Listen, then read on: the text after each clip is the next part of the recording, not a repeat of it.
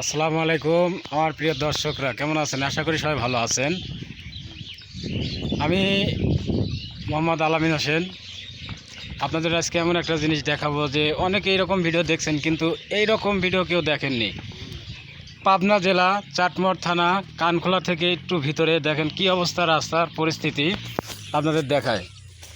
গাড়ি ঘোড়া নিয়ে চলাফেরা খুব কঠিন, লোকজন যা আশা করে কোনা কাঞ্চি দিয়ে। দেখতে পাচ্ছেন সেই অবস্থা খারাপ।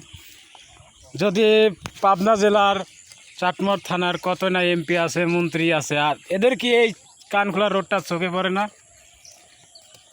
1 কিলো রাস্তা হাফ কিলো করছে, আর করে নাই। এই যে দেখেন গাড়ি ঘোড়া গেলে পরে খুবই কষ্টকর।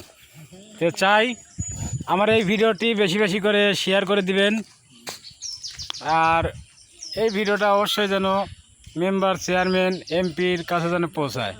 ধন্যবাদ।